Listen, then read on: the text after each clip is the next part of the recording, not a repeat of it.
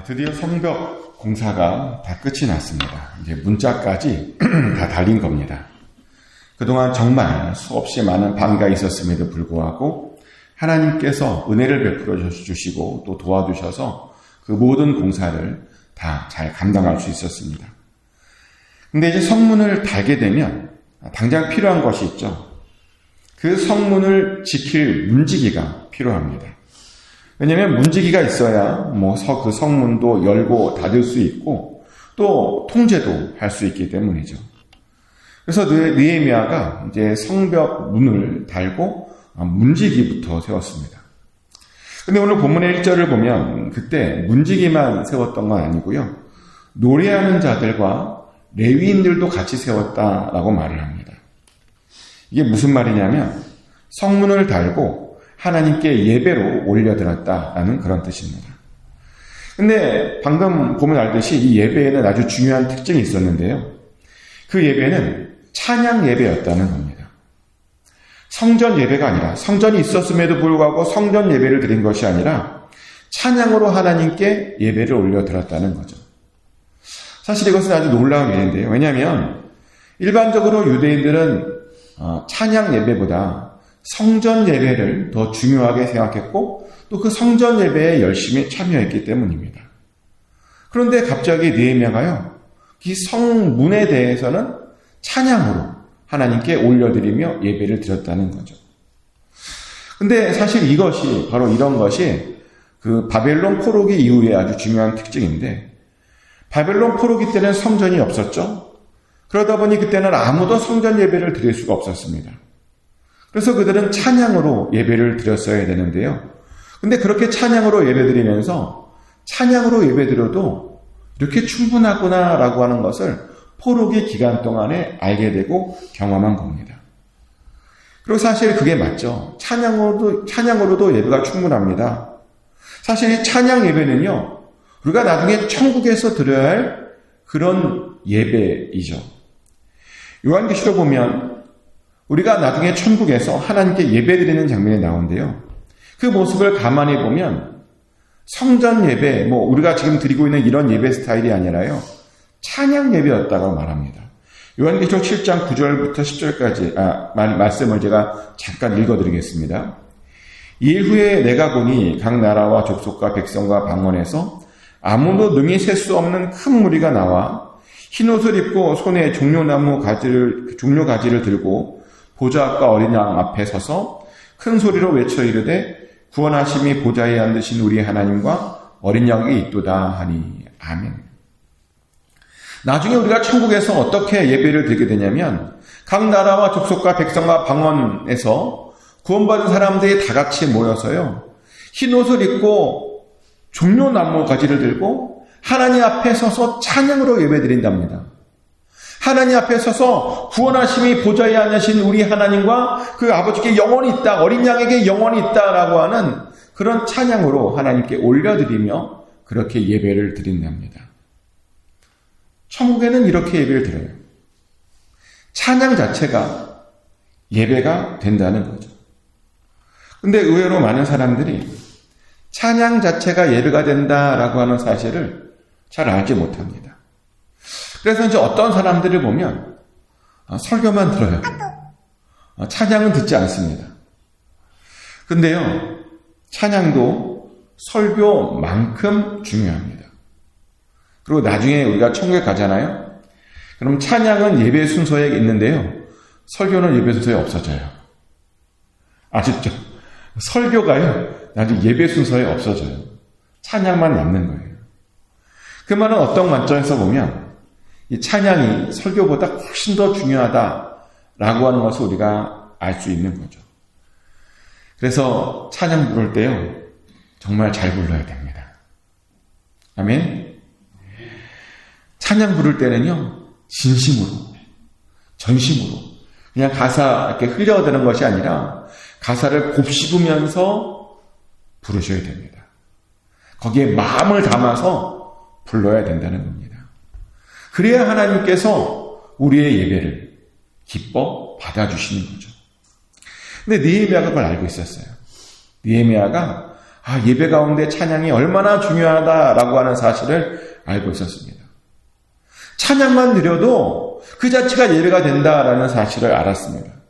그래서 성벽 문짝을 달고요. 노래하는 자들을 불러서 레위인들과 함께 그렇게 하나님께 찬양을 불렀던 겁니다. 그리고 이제 그렇게 찬양을 부리고 예배를 드리고 나서 이제 어떤 일을 하냐면 하나니와 하나냐를 불러서 자기를 대신 예루살렘을 다스리게 이제 하죠. 근데 이 하나니라고 하는 이름은 사실 우리에게 이미 친숙한 이름이죠.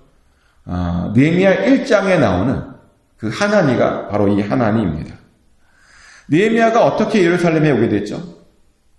예루살렘에 살았던 이 하나니가요, 그 형제인 느헤미야를 방문하면서 이 이야기가 시작되죠. 하나니가 방문하자 느헤미야가 물어봅니다. 하나니에게 지금 예루살렘의 상황이 어떠냐? 그랬더니 이제 하나니가 예루살렘의 아주 처참한 상황을 이야기하고 그 이야기를 듣고 느헤미야가 이제 결정을 하는 거죠. 내가 예루살렘에 가야 되겠다. 예루살렘에 가서 뭐라고 해야 되겠다라고 그런 결심을 하고 왕에게 부탁해서 예루살렘에 온 것이 이 느헤미야의 이야기의 시작입니다. 그러다 보니 이 느헤미야는요, 이 하나니의 마음을 잘 알고 있었어요. 하나니가 얼마나 하나님의 나라와 얼마나 예루살렘에 대해서 마음이 진실한지, 얼마나 마음이 그 안에 있었는지를 느헤미야는 잘 알고 있었습니다. 그래서 이제 그에게 그 마음을 알고 있었기 때문에 그에게 그 예루살렘을 맡긴 겁니다. 근데요, 그냥 맡기면 안 되잖아요.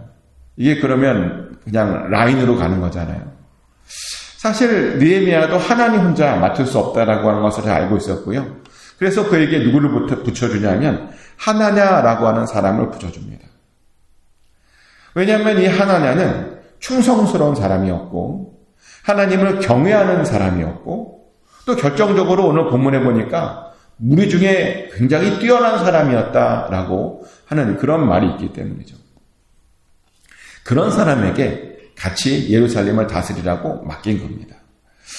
정말 다행이죠. 마침 주변에 이렇게 충성스러운 사람이 있어서 정말 다행입니다. 사실 이런 사람이 있다라고 하는 것은요, 하나님의 복을 받은 겁니다. 주변에 이런 사람들이 있다라고 하는 것은 정말 놀라운 은혜를 받은 겁니다.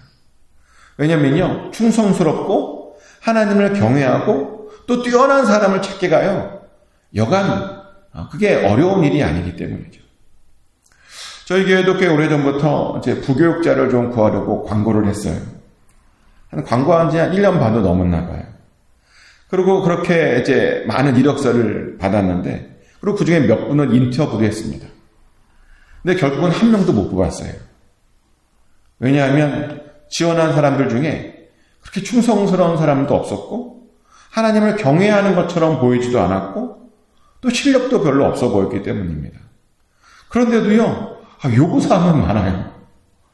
모두 안 되고, 자기는 이런 대접을 받아야 되고, 뭐 이런 요구사항들. 그런 모습을 보고, 저는 교회의 좀 미래가 좀 걱정됐어요. 왜 이렇게 사람이 없는 걸까요? 예전에 이 정도는 아니었잖아요. 근데 요즘 정말 사람이 없습니다. 그래서 걱정이 됩니다. 물론 하나님께서 알아서 하시겠죠. 하나님께서 또 어떻게 사람들을 지금도 만드시고 계시겠죠. 근데요, 하나님께서 알아서 하실 거니까 우리는 아무것도 안 해도 되는 거냐? 그건 아니고요. 우리도 뭔가 해야 됩니다. 우리가 해야 되는 일은 중보기도죠. 예수님께서 우리에게 뭐라 그랬죠? 추수할 곳이 많아서 일꾼이 필요하니까 일꾼은 좀 보내달라고 하나님께 기도하라라고 명령하셨잖아요.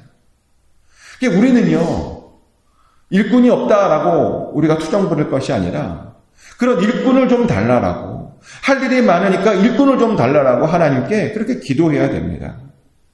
그리고 동시에 우리들도 일꾼이 되겠다라고 그렇게 하나님께 기도해야 됩니다. 일꾼이 되셔야 돼요. 어떤 분은 이런 말을 하면 나는 나이가 너무 많아서 이제는 틀린 것 같다고 그런 말 하시는데, 아니요. 우리가 항상 하는 말 있잖아요. 나이는 숫자에 불과하다. 모세가 몇 살 때 부름받았죠? 80세에 부름받았습니다. 아직 80대 안 됐잖아요. 80 넘으셨으면 용서해드리려고? 아니잖아요. 그죠? 모세도 80세에 부름받고 120세까지 쓰임받았습니다. 모세뿐이 아니에요. 아까 우리가 읽었던 요한계시록 보잖아요. 요한계시록을 사도 요한이 몇 살에 썼을까요? 87세, 88세. 그때 썼다고 합니다. 70대면 아직 한참 일할 나이에요. 60대면 뛰어야 될 나이입니다.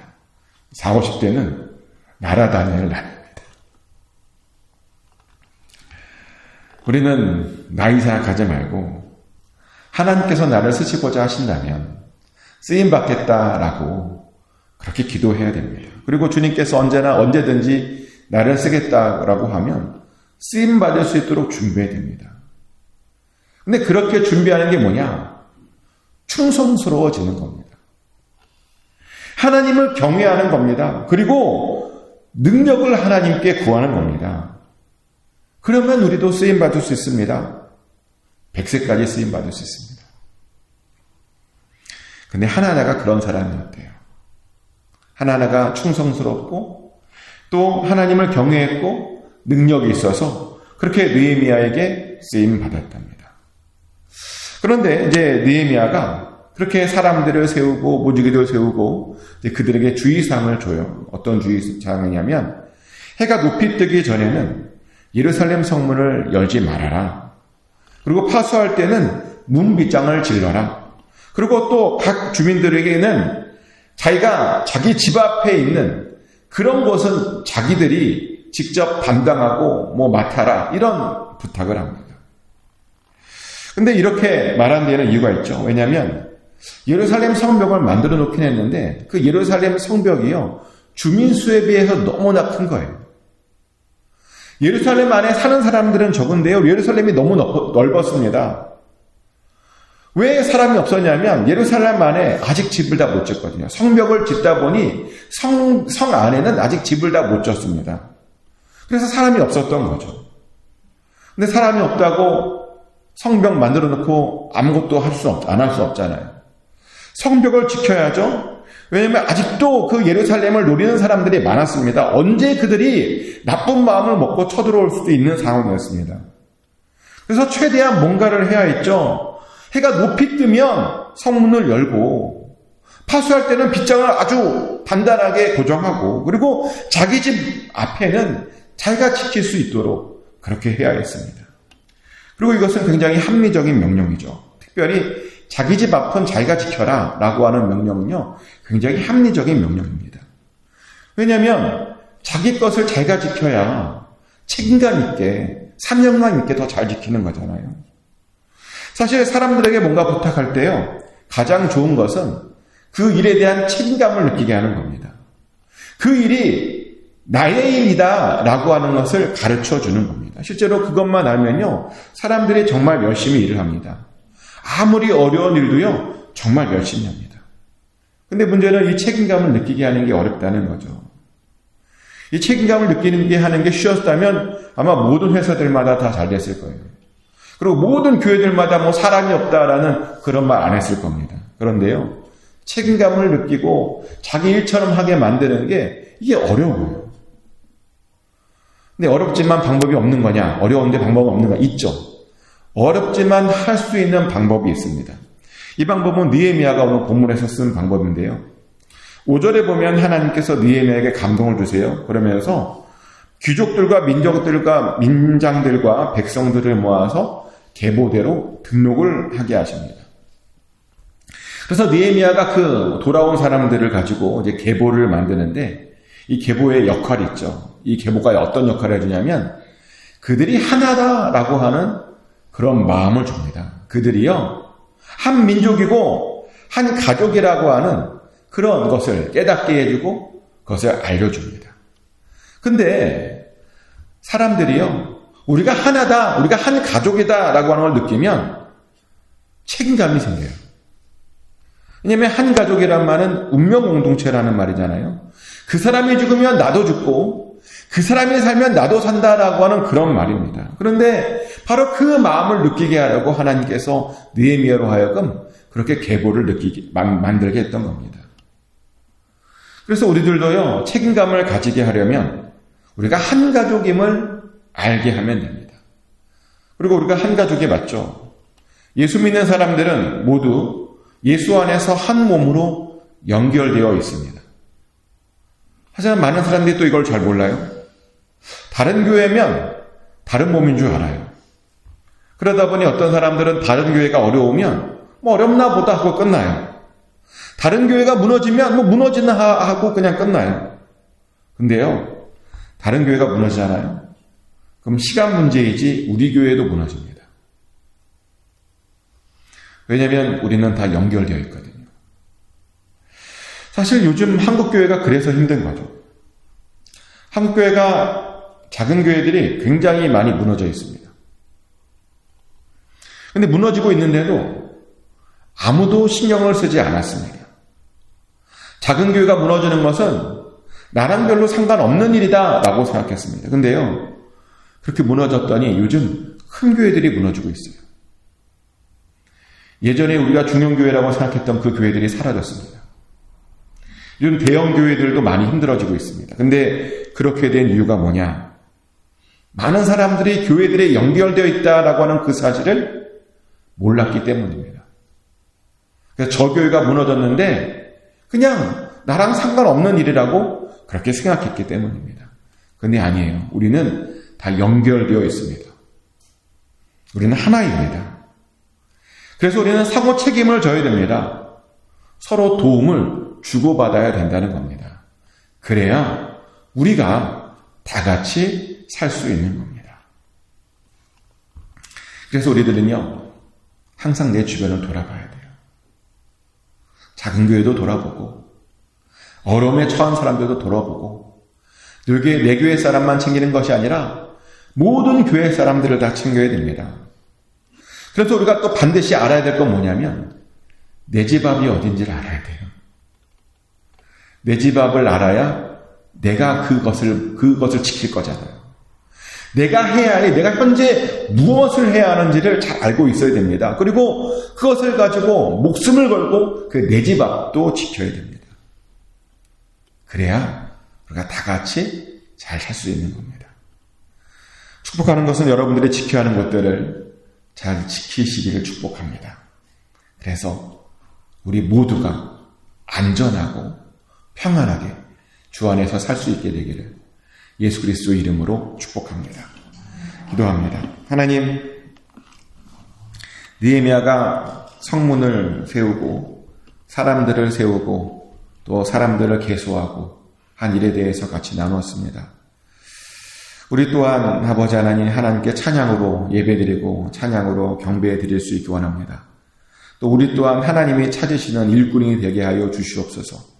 이 시대에 너무나 일꾼이 부족한 이 시대에 하나님, 우리가 하나님 여기 있사오니 나를 보내시옵소서라고 하는 결단으로 하나님을 나아가 책임감을 가지고 주의 일을 또한 우리 모두가 감당케 하여 주시옵소서. 또 우리가 절대로 연결되어 있음을 절대로 잊지 않게 하여 주시고, 아버지, 우리가 하나가 되어서 우리 앞에 있는, 우리 집 앞에 있는 그곳을 우리 또한 지킴으로 우리가 다 같이 잘 살아나가게 하여 주시옵소서. 그래서 주 안에서 우리가 한 몸을 이루어 하나가 되어서 아버지 주의 일을, 주의 뜻을 구하는 우리 모두가 되게 하여 주시옵소서. 아버지, 그것으로 인해서 우리의 삶이 평안하게 하여 주시옵소서. 세상이 너무나 흉흉합니다. 곳곳에서 안 좋은 이야기들이 자꾸만 들려옵니다. 이때일수록 우리가 기도해야 됩니다. 우리의 기도로 이 세상이 평안해질 줄 믿습니다. 우리의 기도로 우리 주변이, 우리의 가족이, 우리의 자녀들이, 우리의 부모님들이 평안해질 줄 믿습니다. 우리에게 평탄한 삶, 평안한 삶을 허락하여 주시옵소서. 우리를 불쌍히 여겨주시고 우리를 긍휼히 여겨주셔서 반드시 평안 가운데 거하게 하여 주시옵소서. 모든 것 맡겨드립니다. 감사드리며 예수 그리스도 이름으로 간절히 기도드렸습니다. 아멘. 주의 이름으로 하나님께 올려드립니다. 하늘에 계신 우리 아버지, 아버지의 이름을 거룩하게 하시며 아버지의 나라가 오게 하시며 아버지의 뜻이 하늘에서와 같이 땅에서도 이루어지게 하소서. 오늘 우리에게 일용할 양식을 주시고 우리가 우리에게 잘못한 사람을 용서해 준 것 같이 우리 죄를 용서하여 주시고 우리를 시험에 빠지지 않게 하시고 악에서 구하소서. 나라와 권능과 영광이 영원히 아버지의 것입니다. 아멘.